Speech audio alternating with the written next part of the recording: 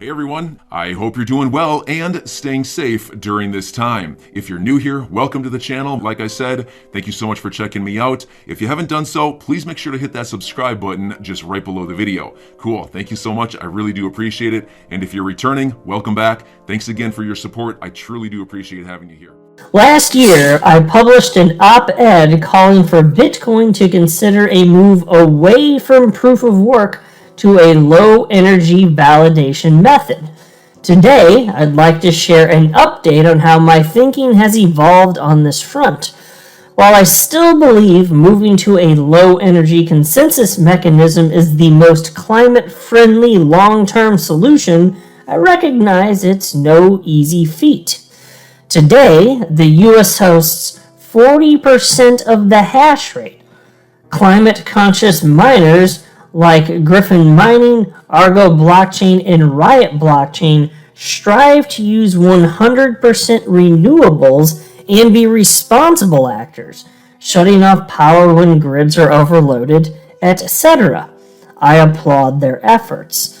On the other hand, plenty of miners are repurposing old coal and gas plants and not being responsible stewards of the amount of power they're increasingly using, jacking up energy bills for residents / sucking power from the grid regardless of overload. This is unacceptable. The time for change is now.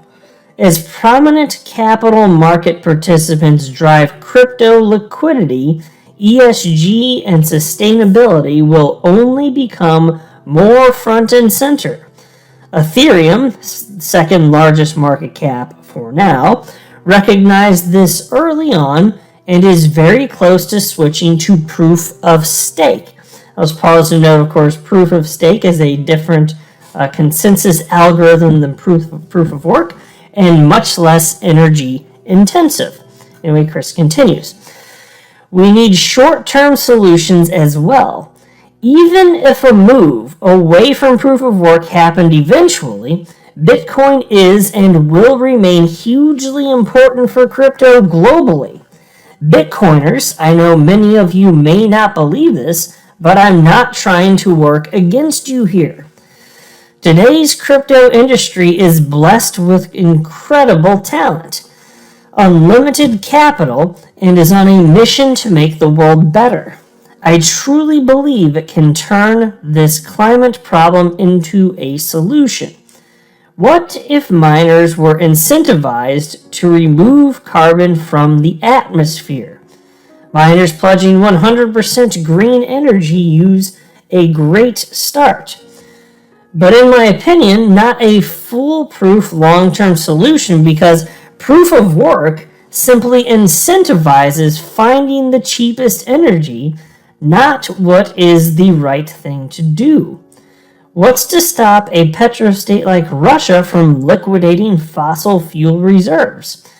So even with responsible players, there will always be an incentive to seek out the greatest amount of the cheapest power if renewables are prioritized / wanted and fossil fuels not, could suddenly turn the latter into a subsidized, cheap energy source. If you've read this far, thanks. I've spent 1.5 years thinking about possible solutions and invested nearly $90 million into climate change fighting efforts. Everything from green hydrogen, electric vehicles, and carbon capture. Lastly, I want to emphasize that these efforts are mine alone. While I'm still chairman of Ripple, the company is not involved in this campaign. On that note, apologies to the Ripple comms team. And so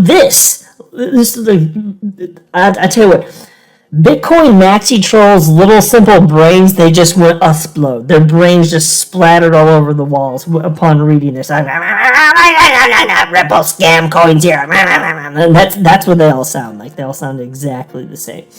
Ripple scam coin.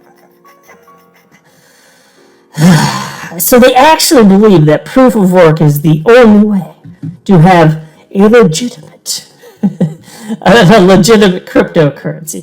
It's like it's like if a cryptocurrency is launched without proof of work at the heart of it, it's like that is your original sin. That's how they look, and that's stupid, by the way. And I'm going to get into that more in just a second. And while I'm not going to read this Bloomberg article, I do want to highlight a quote from Chris Larson, just so you can see that this is a real thing because I quoted this. Here's a quote from Chris Larson. I want to see Bitcoin and Ethereum succeed. Here's another one. If I was concerned about Bitcoin as a competitor, probably the best thing I could do is let it continue on this path, Larson said. This is just an unsustainable path. Fair enough point. Here's a comment from Ryan Selkis, who absolutely hates Ripple and XRP. He's a guy that runs Masari. I tell you, this guy, I don't know how he could possibly believe a lot of the stuff that he says about Ripple and XRP, including this tweet, which is not reasonable. And this was shared by DAI, so credit to DAI for sharing this.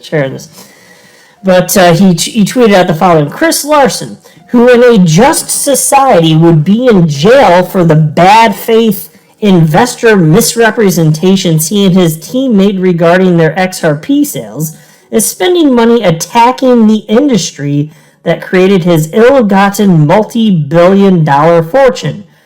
Judas. Now consider this. Ripple is the most transparent company in all blockchains. They put out a quarterly XRP markets report, and they don't have to do that, which includes sales of XRP from their company, which is a private company. They do not have to do this. So I don't know what you mean by misrepresentations. They're putting it all out there as far as XRP sales. And also, if you're seeing that Chris Larson should be in jail, let me tell you what, if there was something against him, there would be charges against him that could put him in jail. But even the SEC doesn't claim fraud against Chris Larson or Brad Garlinghouse or Ripple. But strong words here, and so I guess he's just playing to his crowd, but this is disingenuous. These people on the Bitcoin side, they're not interested in truth and honesty, intellectual honesty. They just want to make strong allegations because they feel attacked. They may feel attacked. This is not an attack. He's just looking for a better path forward. He's talking about a soft or a hard fork of Bitcoin. That's what Chris Larson is ultimately proposing, to change the consensus method away from proof of work. And so here's where Warren Davidson jumped in. And oh my God, Warren Davidson, again, none of this is personal, but I gotta tell you, he does not know what in the ever-loving hell he's talking about here, as I will highlight for the rest of this video. So he retweeted that thread that I just shared with you from Ripple co-founder Chris Larson, and he wrote the following. In other words, please ban Bitcoin. And then he on a separate line, he wrote one word, no. Folks, I just shared the entire thread with you. And I know I didn't read the Bloomberg article to you, but I'm telling you, nowhere did he say banned Bitcoin. In fact, rather than ban Bitcoin, he's actually long Bitcoin, as you'll see very shortly here. He's just proposing to get away from proof of work because it's not necessary. I'm so thankful that I have a heavy position in XRP, and we don't have to worry about institutions the world over complaining about XRP for this particular reason. I'm glad we don't have, whatever you think about the climate change stuff doesn't matter. I'm just glad that as a holder of XRP, we don't have to deal with this because it's as close to carbon neutral as you're ever going to freaking get. And so he said, again, in other words, please ban Bitcoin. No. And then in a separate tweet he wrote, if not in statute, with coercion. So after he wrote that tweet, he's like, oh, okay, well, Chris Larson didn't really say ban Bitcoin, so he's going to kind of finesse it here. He says, okay, if not in statute, with coercion. So the net effect would be a ban on Bitcoin. Oh, okay, Warren Davidson, because that's not even close to what Chris Larson said. Not even with coercion is it remotely resembling a ban of Bitcoin. That's intellectual dishonesty. And then he continues. If you don't see an attack on proof of work as an attack on Bitcoin, you understand neither. Apparently I understand neither. It's an attack on the fundamental architecture. Solana offers proof of history as a distinctive alternative. Numerous others offer proof of stake. How integral is proof of work to Bitcoin? It's in the abstract of the white paper. And then he's got this little snippet from the white paper. Here you can see Bitcoin, a peer-to-peer electronic cash system, and it talks about proof of work and how it solves the double spend problem. So that you can't, if you have a Bitcoin, for example, you can't send one to Bob and one to Sue and spend them both at the same time and trick people. That's solving so proof of work solves the double spend problem. But proof of work, although it was the first solution to solve double spend, it wasn't the only. David Schwartz and Arthur Brito and Jed McCaleb came up with a new process, a different consensus mechanism. It's not proof of work, it's not proof of stake. It's just a different consensus mechanism that requires 80% of the nodes on the network having agreed upon the order in which transaction occurred. The order in which they occur, it's rather inconsequential. You just want to make sure that everybody agrees so that you can have a path forward.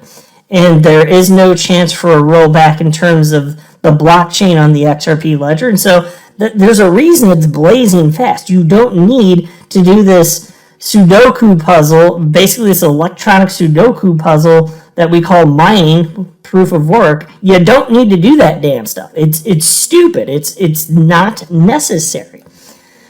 And it makes Bitcoin very expensive. It makes it very slow. And it makes it, excuse me, sorry guys, I need to take a sip of water here. Wow. This is what happens when you talk a lot. I've been talking like all day.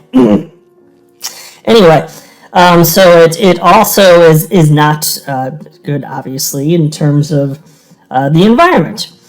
So I respond to this because, again, he's saying here, this is an attack. Like an attack on proof of work is an attack on Bitcoin. He literally said that. And this is core to Bitcoin. It must be proof of work.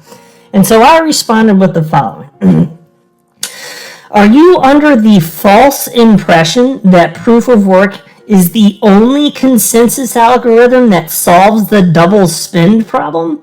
I hope you don't really think that. So that's what I said, and I think he does think that. I think he might. I think fine, he cited proof of stake in a previous tweet here. So if he understands the implications of that, and I don't know if he does, if he really does, then what the hell does he care? As long as the double spin problem is solved, what the hell does it matter?